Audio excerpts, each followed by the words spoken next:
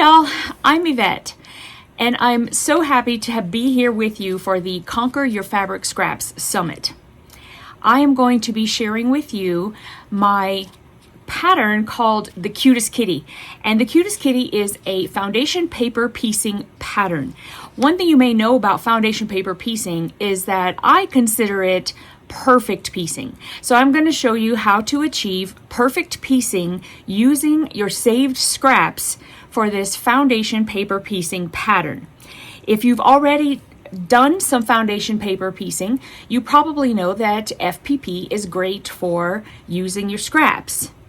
Now, I have come up with another way. I'm sure I'm not the first one, but I've come up with another way to further use your scraps. So come with me on this journey to just have a little bit less scraps laying around. Okay, so you will have this pattern attached to my program to show you the pattern that I'm going to be using today to use some of my scraps. And you can go ahead after you've made this pattern and embellish it any way you'd like. It's going to finish at a pretty tiny 14 by 14, and you can use it for anything. I mean, I've taken a pattern like this, and then maybe you can figure out a way that you're gonna put a little Santa hat on him whenever it's Christmas time, or you can hang some little beads on him whenever it's Mother's Day, or I mean, there's all sorts of things that you could do with the Cutest Kitty to embellish him throughout the year and celebrate all the holidays. So what I'm going to do is I'm going to just show you my techniques for using scraps for putting together patterns like this. Now, if you've already done foundation paper piecing, you may have your own way of doing everything from cutting your templates all the way to just, you know, every little thing. So what I'm going to be doing is just kind of showing you how I go about prepping all of my templates and stuff like that. Now you'll see that I personally like to use my rotary cutter to cut out my templates. What I do is I keep all of my old rotary blades, and just before I'm going to be cutting out templates for FPP, I will put an old blade inside, because I mean the blades are still good for cutting paper, just maybe not necessarily for your fabric. And so that's what I do. I use an old rotary blade to go ahead and cut out my templates, mainly because I just find it so much faster. And you know, why not use your scrap blades as well, right? I mean, just because it's not cutting so well on your fabric anymore does not mean that those rotary blades can't get a little bit more use as well. So that's what I do, and that's what you see me doing now.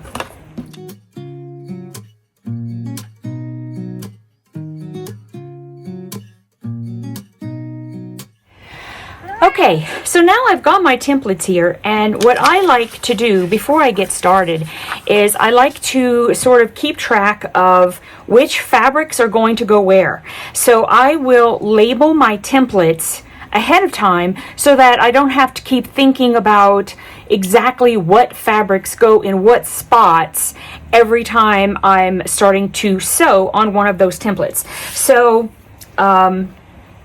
my cat, I'm going to, for the purpose of this class, I'm going to keep mine with some black colors. So I'm just going to, where I know it is part of the cat, I'm just going to write black. And I know that these pieces are all background, so I'm just going to write background, or I'll just put BG. And I'm going to do the same on all of these.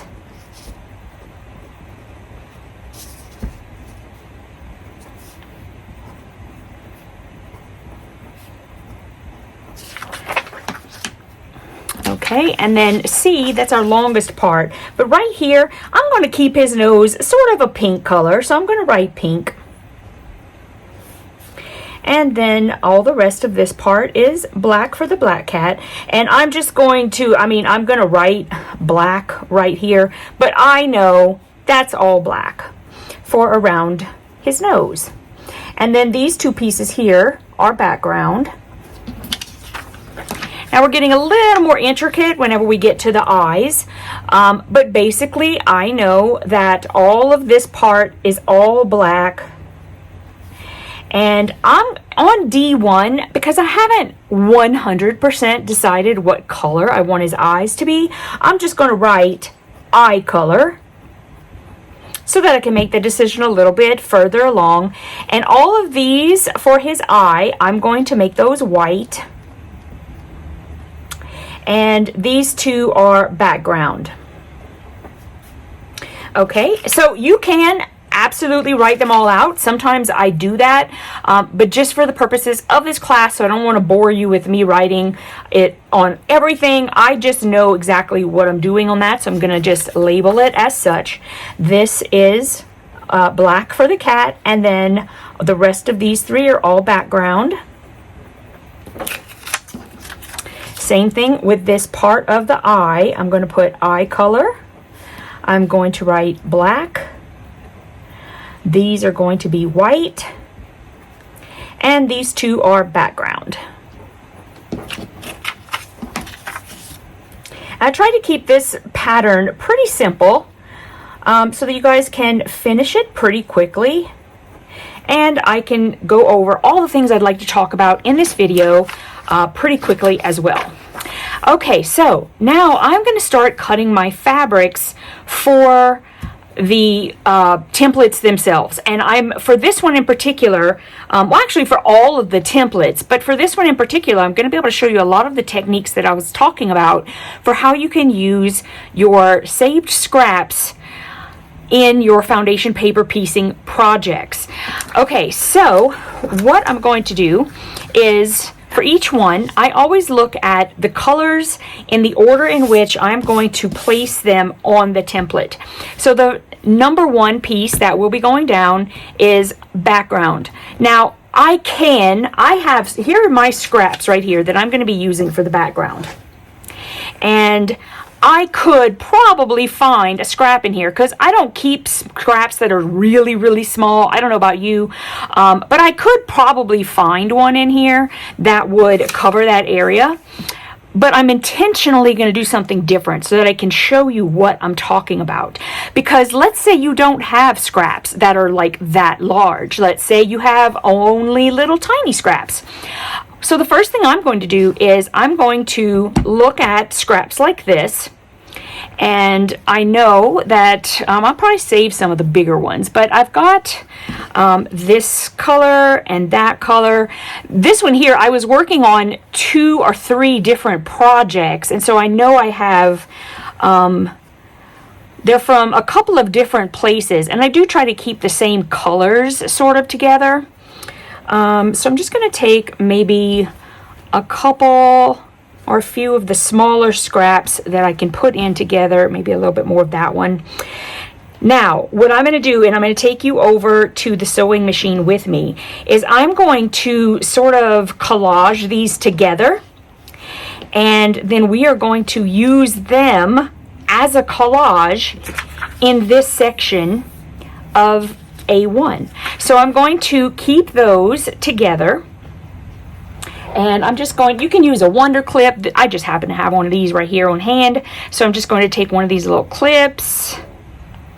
And it's not ideal, obviously. It's not working out. But I'm going to keep these together, and these are going to be my A1. So once I finish cutting the fabric for the first section, I always turn it pretty side down. Okay? Now for number 2, I need a piece of black. And I can show you that these are the black fabrics that I had in my my little black section of stuff to use from. So I'm just going to take a little piece of one, because that's a pretty small piece.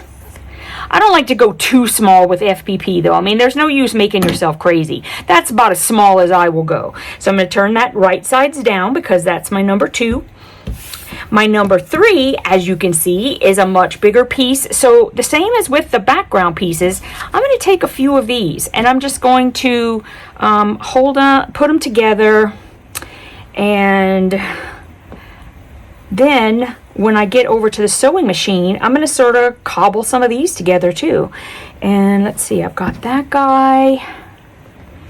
I like to try to make it look like I purposefully did it, because that's what you want to do. Now this is quite a big piece. I could go ahead and use that, but I don't want to do that. I want to kind of make it very purposeful. And on patterns like this particular pattern, you can totally get away with it because it's fun. It's a fun, you know, it can either be Halloween or it can be, you know, you scrap stuff together and see. So this is a very good way. This kind of a pattern is very good for making it very scrappy looking and still really cute. So I'm going to do the same thing right here, and this is my number 3 section, so I'm going to turn that right sides down. And then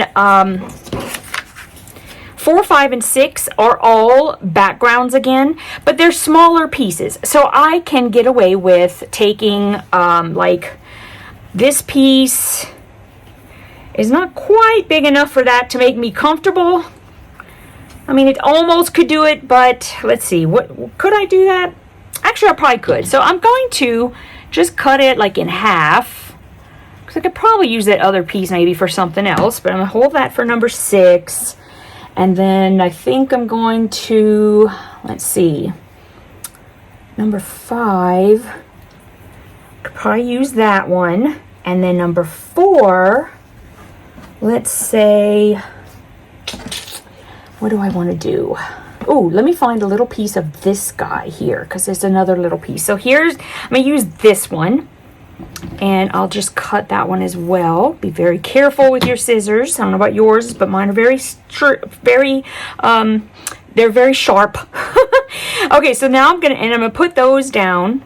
That was that number, that one, number 4, number 5, and number 6, and then that way when I flip it back over, they're in order in how I'm going to put them on my template. So I'm going to head over to the sewing machine. I'm going to piece together A1, sorry, and then I'm going to piece together A3, and then we're going to put this whole template together.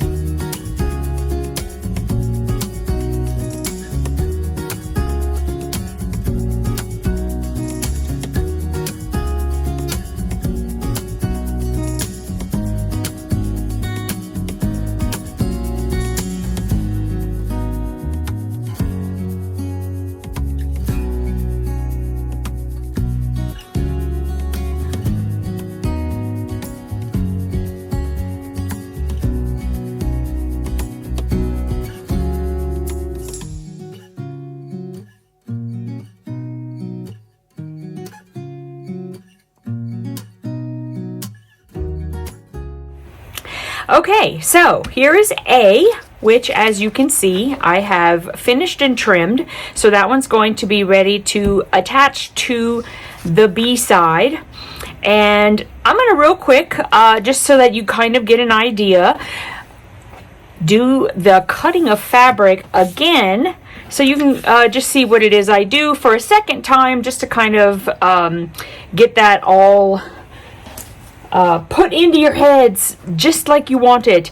So the B1 piece again is backgrounds. So I'm going to take just a variety of these and put them in a stack. And this one, I would probably use this one. I'd probably like cut it in half and use it like a half and half size. And then I'm going to get a little bit extra of these. I'll take more of that and more of that. A little bit of that. And that should give us enough. I know that when I was working on the black piece on A, I had to come over and get more of the black pieces because I needed a bigger piece to work with. So that's gonna be what I have for B1.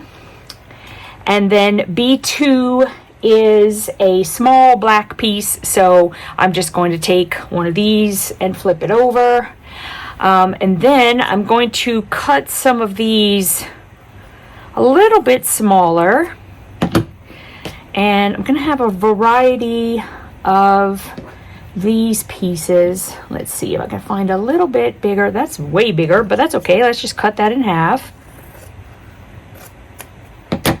And I'll have a couple of those. And I'm going to take a little bit more, I think, of that one because I didn't have very much in that first piece. And then I can put some of that in there. And, oop, I don't have any of this yet. Let's put one of those. Maybe a couple of those. I kind of like that one. And I'll take an extra one of those just in case. And I'll kind of clip those together. All right, so that's number 3. And I'm going to fold that down. And then 4, 5, and 6, again, is background. And I'm just going to get some pieces that are going to fit. I think, well, that's a little too short. I may have to piece something like that together as well, and I don't have a problem doing that if I need to. I don't think that one's long enough either. Let's see. All I wanted to do was make sure that you knew that there's absolutely nothing wrong with just piecing something together for FPP. I mean, even if you do kind of, actually that might be long enough. I'm not sure if that would go. Let me hold that to the side for a second. But there's no reason why you can't do that. I mean, I know that a lot of times for FPP, you are, I mean, it's supposed to look real scrappy anyway, in my opinion. And so I don't think there's anything wrong with doing that. And I'm going to attempt to use this. So let me just cut it long ways. I'll just have to give it a quick press so I get that crease out of the middle. But that one might be okay. And if not, then I will just piece a couple of things together. Like I will put an extra piece of this at the back just in case I need to piece something. But let's see. I think I'm going to use maybe this piece. I can probably cut that one so I can save a little bit of it. So that'll be number 4. And then I can use, I thought I had way more variety in this pack, but I really don't have that much. Okay, this is good. I'll use this one for number 5, and then either one or both of these for 6.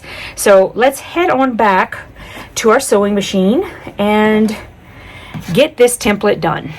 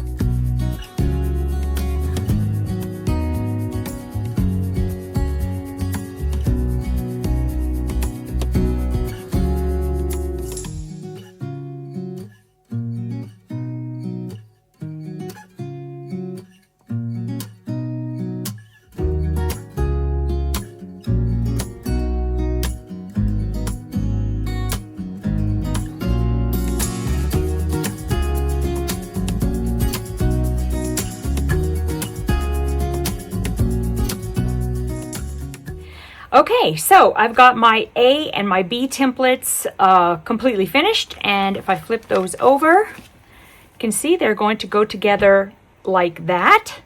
And I know that from looking at it this way, you kind of think, gosh, I don't know how that's going to come together. But I'm telling you, it's going to look so cute whenever we're done.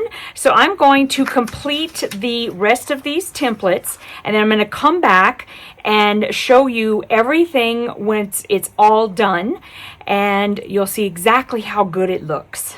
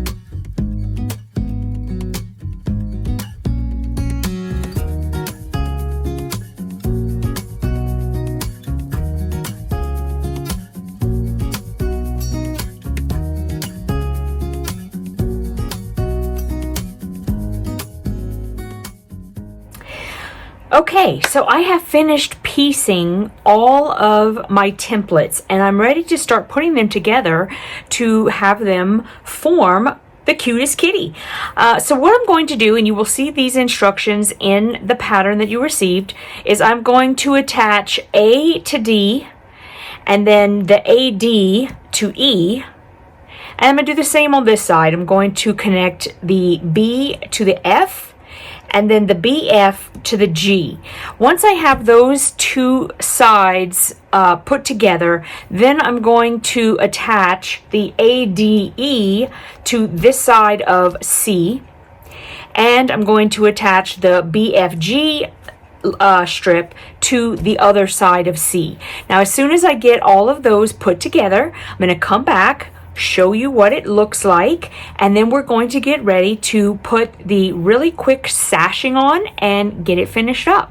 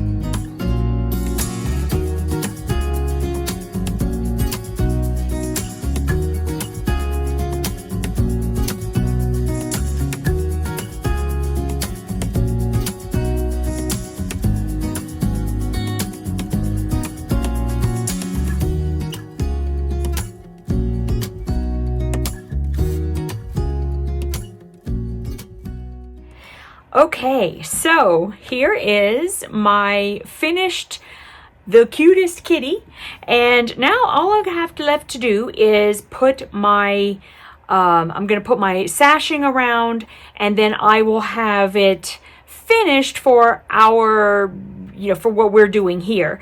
After you have your sashing on, then you are free to quilt and bind it however you'd like. And so what I decided to do is I had some strips of the fabric that I used for the kitty's nose, and if there was one thing I'm thinking about this kitty is I wish his nose would have stood out just a little bit more. So in order to try to do that, I am going to use this fabric. And I do have measurements that are in the pattern, but I have to tell you that personally, I like to just, I just sort of eyeball how large I want. I want them to be just a little bit bigger than the sides themselves.